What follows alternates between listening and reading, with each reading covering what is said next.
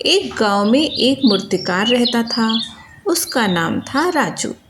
वह एक अच्छा कलाकार था। वह बहुत सुंदर सुंदर मूर्तियां तैयार करता था, लेकिन उसकी मूर्तियों को कोई अच्छा ग्राहक नहीं मिल रहा था। वह रोज सुबह जंगल जाता था और अच्छे अच्छे पत्थर ढूंढकर घर ले आता था। फिर दोपहर के बाद रात तक वह मूर्ति बनाने का काम करता। ऐसे ही एक दिन जब वह काम कर रहा था, तो गांव के कुछ लोग उसके पास आए और उन्होंने कहा, अरे राजू, तुम तो जानते हो ना, हमने गांव में एक मंदिर बनवाया है, लेकिन उस मंदिर के लिए एक भी अच्छी मूर्ति नहीं मिल रही है। तुम्हें क्यों नहीं एक मूर्ति बना देते? हाँ हाँ सरपंच जी, मेरे लिए तो यह बहुत बड़ा काम है। मैं एक अच्छी गणेश जी की मूर्ति बनाता हूँ अपने गांव के मंदिर के लिए। राजू बहुत खुश हो गया था, क्योंकि उसके पास काम भी था और ग्राहक भी। अब भगवान की मूर्ति बनाने के लिए उसे एक अच्छे और बड़े से पत्थर की जरूरत थी। लेकिन उसके घर में कुछ पत्थर तो थे, लेकिन अच्छे नहीं थे। उसने सोचा कि भगवान की मूर्ति के लिए कोई अच्छा सा और बड़ा पत्थर लेकर आता हूँ। दूसरे दिन सुबह जल्दी उठकर वह जंगल गया। बहुत ढूंढने पर उसे एक अच्छा पत्थर दिखाई दिया। उसने उस पत्थर को अच्छे से देख लिया और उसे उठाकर वह घर ले आया। दूसरे दिन सुबह जल्दी उठकर उसने अपने सारे औजार निकाले और जैसे ही उसका हथौड़ा उस पत्थर की ओर बढ़ा, तो उस पत्थर से आवाज आई, अरे अरे, जरा रुको, मुझ पर हथौड़ा मत चलाओ, मेरे शरीर के टुकड़े मत करो, मुझे बहुत दर्द होगा। तुम पर हथौड़ा नहीं चलाऊंगा तो गणेश जी की मूर्ति कैसे तैयार होगी?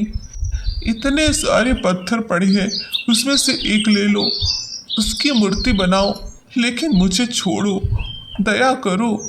पत्थर की यह बात सुनकर राजू को उस पर दया आ गई और उसने उस पत्थर को उठाकर एक कोने में रख दिया।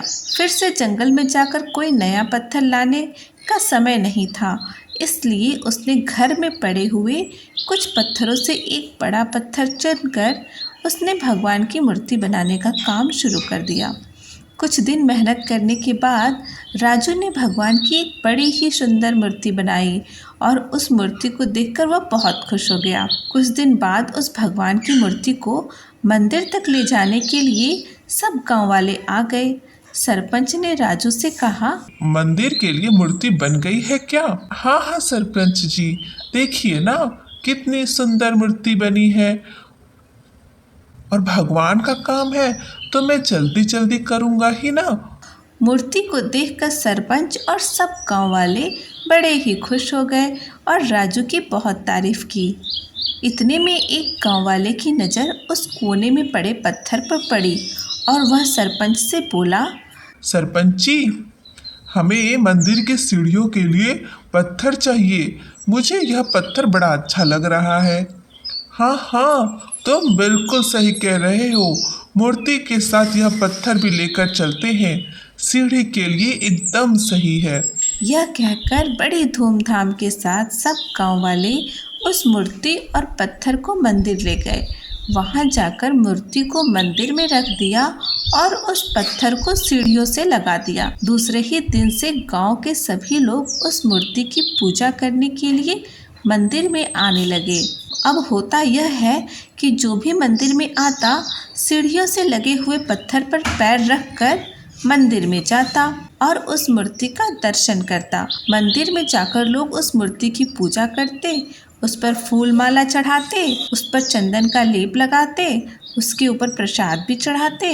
जब भी कोई भक्त उसके ऊपर पैर रखता तो वह चिल्लाता, अरे मेरे ऊपर पैर मत रखो, मुझे बहुत दर्द हो रहा है और तुम्हारे पैर की धूल से मैं गंदा होता जा रहा हूँ। लेकिन भक्तों को उसकी आवाज़ सुनाई नहीं देती, इसलिए वह उसके ऊपर पैर रखकर मंदिर में चले जाते। जो पत्थर मूर्ति बन गया था वह मन ही मन बहुत खुश था, लेकिन जो पत्थर मंदिर की सीढ़ियों में लगा था वह तो बड़ा दुखी था। एक दिन मूर्ति ने पत्थर से कहा, मैं बहुत दिनों से देख रहा हूँ, तुम इतने दुखी क्यों हो? अरे तुम तो सब देख रहे हो। जो भी तुम्हारे दर्शन के लिए आता है वह मुझ पर पैर रखकर आगे जाता है। मुझे बहुत दर्द तो हो रहा है और मैं कितना मैला हो गया हूँ। देखो ना, तुम्हारे आगे तो सब फूल चढ़ाते हैं, प्रसाद चढ़ाते हैं, चंदन का लेप करते हैं कि इसके लिए तो जिम्मेदार तुम ही हो, क्योंकि उस मूर्तिकार ने मूर्ति के लिए तुम्हें चुना। तब हथौड़े के डर से बचने के लिए तुमने ही मना कर दिया, इसलिए उसने मुझे चुना। इसलिए मैं बन गया भगवान और तुम रह गए पत्थर के पत्थर। सीढ़ियों में लगे पत्थर को अपनी गलती का एहसास हो गया और उसने मन ही मन भगवान से माफ़ी मांगी। अब कोई भी भक्त उस पर पैर रखकर मंदिर में जाता तो पत्थर बोलता, जय श्री राम, जय श्री राम।